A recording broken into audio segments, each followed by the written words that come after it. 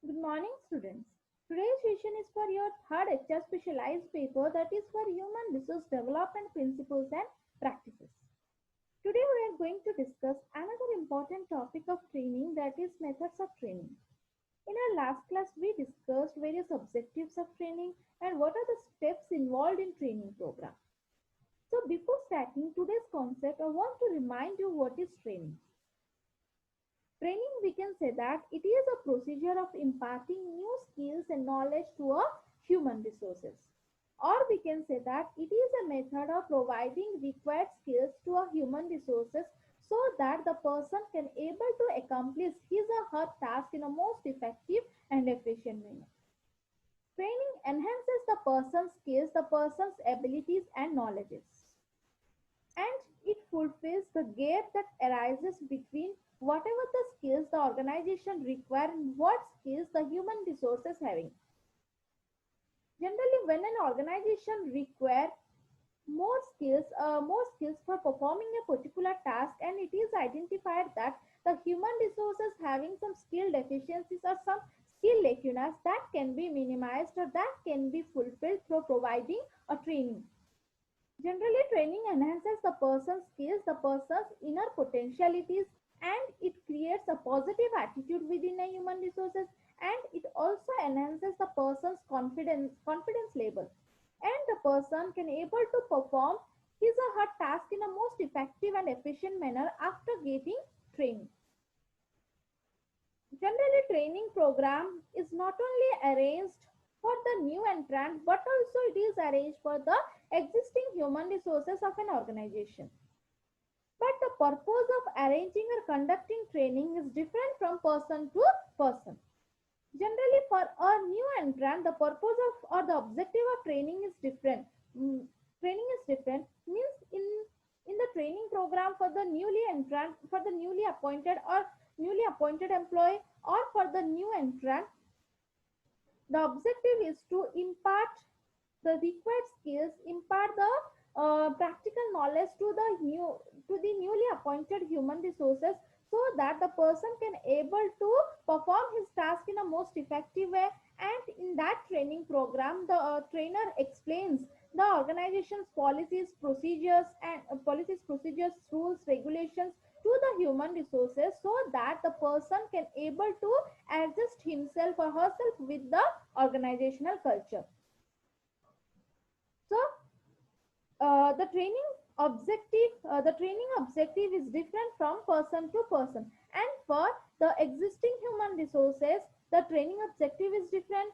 So now a question arises, when the training program is arranged for a existing human resources, when the organization identifies that the person or the existing human resources having some skill lacunas, some skill deficiencies, or the person is not able to meet his standards, then the organization arranges some suitable training program for that human resources to minimize the problems or to enhance the person's skills, the person's knowledge. Or when the organization introduced a new technology for adjusting the human resources, or for providing new skills or new knowledge related to the latest technology implemented by the organization, it arranges some suitable training program for the existing human resources. So training can be arranged for new entrant and as new entrant as well as the existing human resources of the organization, but the purpose and the objective of training is different from person to person, and it enhances the person's skills, the person's capabilities and potentialities. Generally, it is arranged for a particular task only, and it is also arranged for a particular or for a specific period of time only. So this is all about the concept of training. Today we are going to discuss another important topic of training, that is methods of training. So broadly there are two methods available for designing a training program, that is on the job training method and off the job training method. So the methods of training are categorized into two categories. First one is the on the job training method and off the job training method. Under this method, there are number of methods available for imparting training to the human resources. So first we will discuss what is on-the-job training method. In this method, we will discuss what is it and what are the methods available under it. So what is on-the-job training method? So in this method, training is imparted on the job or and at the place of the work where employee is working. Means if the organization adopt this type of training method, then the trainer imparts new skills and knowledge to a human resources at the place where the employee is working or at the same environment where the employee has to work. The organization or the trainer provides training. Means in this method, the trainer explains various procedures for performing a task to a human resources at the actual working condition of the organization. Means within the organization or at the same environment, the trainer imparts new skills and new knowledge to a human resources or to a trainee so that the trainee can able to perform his or her task in a most effective and efficient manner. So under on-the-job training method, there are number of methods available like job rotation, understudy method, coaching, committee assignment method, job instruction training method, and apprenticeship training method. So these are the methods available under on-the-job training method. Now we will discuss various on-the-job training methods in detail one by one. So first one is the job rotation method. So in job rotation method, what the organization will do, how the organization provides training to the human resources through job rotation method. So this method involves movement of employees to different types of jobs to gain knowledge and functioning of various jobs within the organization. Means this technique involves rotation or movement of employee from one job to another job for acquiring new skills and knowledge related to functioning of different jobs. Means a particular person has to perform within a job for a specific period of time, and after some time the person has to rotate, the person has to move to another job for performing. When the person enter into a new job, then the trainer provides some new skills, new knowledge so that the person can able to perform that task in a perfect way, in a most effective way, so that the person can able to acquire some new knowledge related to that job. And after performing that job for specific period of time, again the person has to move to another job for performing, and in that job also the person acquires some knowledge, some skills about the functioning of that job, so that the person can able to perform that task, that job in a most effective way. And at last the person, by rotating from one job to another job, the person can able to enhance his skills, enhance his knowledge and abilities, and the person can able to get varied knowledge related to functioning of different jobs within a organization. So job rotation method involves movement of employees from one job to another job after a specific period of time, so that the person can able to acquire more knowledge, more skills related to different jobs that is available within a organization. And that technique provides maximum benefit to the organization. How? When the person rotate or when the person move from one job to another job for performance, at least the person can able to acquire more knowledge related to different jobs, and the person can able to perform different jobs in a most effective and efficient manner. So when the employees or when the human resources of an organization are absent, and when the employees retired from the organization, then the work and the job, the task of the organization may not hamper, because the available human resources can able to perform every task in a most effective and efficient manner, so that the organization can able to accomplish its task in a most desired way, and at last the organization's objective can be achieved without any obstacles. So job rotation methods involves movement or rotation of employees from one job to another job for acquiring new skills and knowledge related to functioning of different jobs within a that is available within a organization. So next method of training, that is understudy method. This method involves a superior providing training to his subordinate as his understudy. Means a superior choose a subordinate for providing training, for providing new skills and knowledge related to a particular task, related to a particular job performance. So, so the subordinates who is under a superior get new knowledge, get new skills about the higher post, about the higher position, about the performance of higher position of job.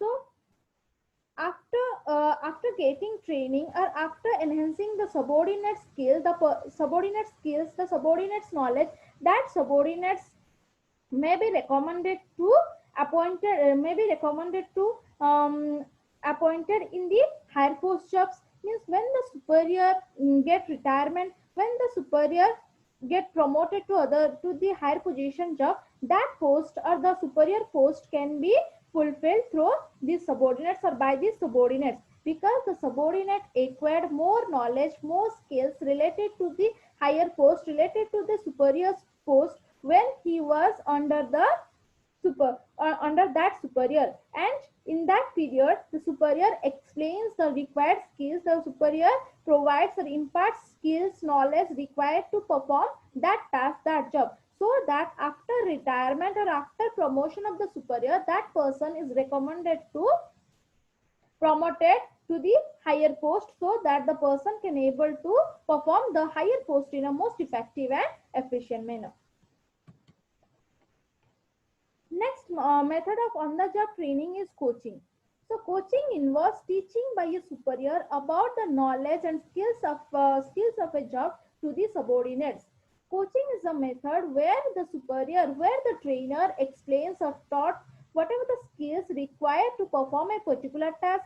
And in case of coaching, the superior or the trainer explains the skills, explain the knowledge required to perform a particular task. And after getting knowledge related to performance of a particular task, the employee has to perform that one, or the trainee has to perform that one. In case any mistake committed by the trainee, the trainer has to identify, the trainer has to pointed out that one, and after that he has to provide feedback to the training. And whatever the suggestion required, he is to provide to the trainee, so that the trainee can able to minimize the problems, trainee can able to perform his or her task in a most desired way, in a most effective way. By providing continuous feedback, by providing continuous suggestion by the trainer, the trainee's skills and knowledge can be enhanced. Next one is the committee assignment method. Committee assignment method. In committee assignment method, organization prepares various committees, and within a committee, organization assigns, or the trainer assigns some employees, or group of employees are assigned to a particular committee, and the trainer provides a problem. Trainers provide a problem to that committee, and the trainers ask them to solve the problems. And the committee or the group members of a committee has to the group members of a committee have to identify the problems, and what are the solutions they have to, whatever the solution is required, they have to form that one, and after that they have to submit the solution to the trainer. So the main intention of this training program is to develop the teamwork. So main intention is to develop the teamwork. Main intention is to do everything in a most coordinated and cooperated manner. So in committee assignment method, how the person's skill is enhanced. In committee assignment method, the organization prepares various committee, and group of members are allotted to a particular committee, and by sharing the group members skills, by sharing the group members knowledge, whatever the problem given to a particular committee, that can be solved and that can be presented to the trainer. So that by listening, or by getting the group members knowledge, by group members skills related to a particular things, related to a solution of a particular problem, other employees skill also developed. Next method of training, that is job instruction training. In case of job instruction training, what the trainer will do? In case of job instruction training, the supervisor explains the knowledge skills and the knowledge skills required to perform a particular job. And after explaining the required skills, required knowledge to a trainee, again the trainee is asked to perform the task as per the instruction given by the supervisor. So after that, the supervisor or the trainer has to follow the trainee's performance, and what are the mistakes he or she committed or the trainees committed, the supervisor has to identify that one, and he has to provide feedback to the trainee, feedback to the trainee on a continuous basis. So, in this method, a supervisor explains the knowledge, skills, and the method of doing the job to the trainee employee, and the supervisor then asks the trainee to do the job himself. Then the supervisor provides feedback. And job instruction training involves 4 steps. First one is the preparation, presentation, performance, and follow-up. By following these 4 steps, job instruction training is provided by the trainer to the trainee. So first one is the preparation. Preparation means what? Here in first step, the trainer prepares the human resources, prepares the trainee to acquire the skills, knowledge, or the method of doing the job that is provided by himself. So in case of preparation stage, the trainee prepared himself in terms of his skills, in terms of his present skills and abilities, and make him ready to accept whatever the knowledge, whatever the skills explained by the trainer. Next one is the presentation. In presentation stage, the trainer explains the knowledge, explains the skills, and explains the method of doing a particular job. Means he has to provide, the trainer has to provide a demonstration related to a particular job, related to performance of a functioning or performance of a particular job. He has to explain the job. He has to explain the knowledge, skills required to perform a particular job. So in case of presentation, the trainer has to provide a demonstration, and the trainee is required to follow that one.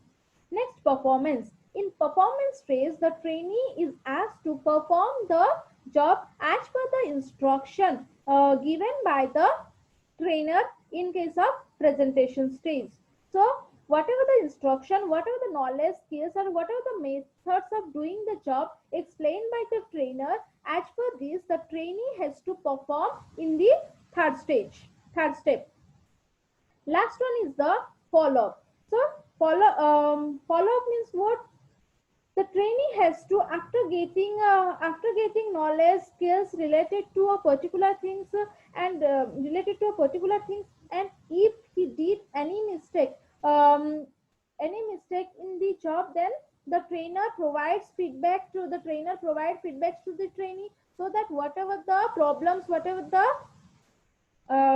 obstacles, that can be minimized, and that can be done in a performance phase. And follow-up means what? The trainee has to follow whatever the instruction given by the trainer, and he has to perform his or her job job independently. If any mistakes committed, then the trainer has the responsibility to resolve that one. Next method of training, that is apprenticeship training. So as per the Apprentice Act 1961, the industrial establishments have to provide training to the educated unemployed in their establishment, enabling them to get employment. Means, what is apprenticeship training? In case of apprenticeship training, the trainees or the uh, educated unemployed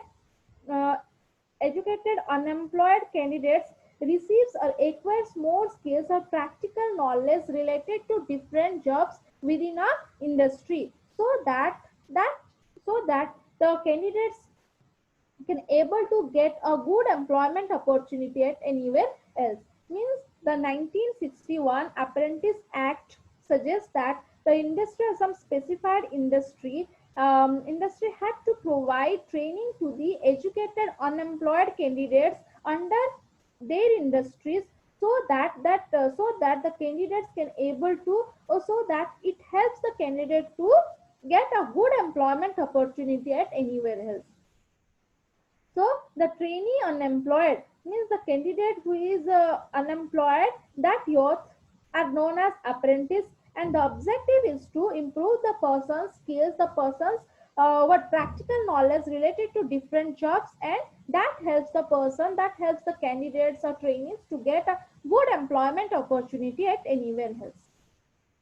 So the period of training range from 1 year to 4 years. Within that, the apprentice grade required skills, required practical knowledge related to different jobs, so that it helps them to get a good employment opportunity at other organizations. So this is all about the methods of on-the-job training. Means by using this method, the trainers impart training to the trainee, uh, training training to the trainee at the same environment where the employee has to work or the employee is working. Next is off-the-job training method. So in case on the job training method, the trainer imparts required skills to the training at the actual work condition or at the place where employee is working. In case of the job training method, the employee or the trainee has to taken off from the job or has to separated from the actual work condition for imparting new skills and new knowledge related to performance of a particular task, because uh, it helps the trainee to acquire more knowledge, more skills related to a particular job as quick as possible, because the trainee can fully concentrate on learning or acquiring skills related to job in a free environment. In this training method, it is not required for trainee to concentrate on the task allotted to him. The trainee is required to concentrate only on the learning and acquiring activities, so that the trainee can able to acquire more skills and knowledge quickly, and after providing training uh, to a place sorry after getting knowledge, after getting training under the of the job training method, again the trainee is sent back to the original place for performing the organizational task. Again, off-the-job training method is categorized into three categories. First one is the simulation method, second one is the knowledge-based method, and third one is the experiential method. So, the off-the-job training method is categorized into three categories. Under these three methods, there are number of methods also available. First, we will discuss simulation method. So, what is the simulation method? Under simulation method, again there are number of methods. So simulation method, we can say that it is a technique which duplicates the actual conditions of the job. Means in simulation technique, the trainer arranges or uh, the trainer duplicates the actual work condition at other places. Means whatever the things that is available in actual work condition, that can be duplicated, or that same thing can be arranged in a place in a that can be arranged in a particular place for providing training to the human resources, and that situation can be arranged within the organization or can be outside of the organization. Means in simulation technique, the main intention is to impart new skills and new knowledge to a human resources by duplicating by copying the actual working condition of the job at any other places. And this technique also involve various methods like role play, case method, in basket exercise, vestibular training method, and management games. So whatever the simulations methods of training, we will discuss one by one in detail. First one is the role play method. So role play method means what? This is just like acting out a given role as in the stage play. Means in case of role play method, the trainer has to perform a particular role that is given by the organization. Means the trainee are required to enact defined roles on the basis of oral or written description of a particular situation. Means the organization provides a particular situation to the trainee, and based upon that situation the trainee has to perform a role on the basis of oral or written description. So just like a stage play, he has to, or the trainee has to perform a role. Generally it is used for developing interpersonal interactions and relations among the employees working in the sales, marketing, purchasing, or who deal with the people. So this method of training generally used for the people or used for the employees who deals with the people. Generally in the role play, the persons or the trainees has to interact with other employees, and that enhances the person's communication skills, and that enhances the person's interpersonal interaction skills, and that helps to maintain a good relation with other employees. And this method of training is very important to the person who continuously deals with the person like continuously deals with the people like sales, the person who working in sales, marketing, and purchase. For them this method is very important to enhancing the skills. Next one is the case method. So in case method, what the organization, what the trainer will do in case method or case study method, the actual case or event is presented to the human resources or presented to the trainee related to organizational problems. Means in case study method, the trainer provides a practical case related to the organizational problem to the trainees, and the trainees are asked to solve that problems. And means the trainee are asked to identify the problems, what problems that case having, what problems that case having, and the trainees are asked to provide various suggestions, formulate various suggestions, and the trainee is required to provide also various suggestions related to these organizational problems. Generally the practical case is given to a human resources or given to a trainee in written mode, in written description mode, and the trainee is required to study the case thoroughly, and after that he is to identify the problem, and he is to suggest various solutions to the organizational problem, and that improves the person's problem solving skills, that enhances the person's knowledge related to dealing with different organizational issues. Next one is the in basket exercise.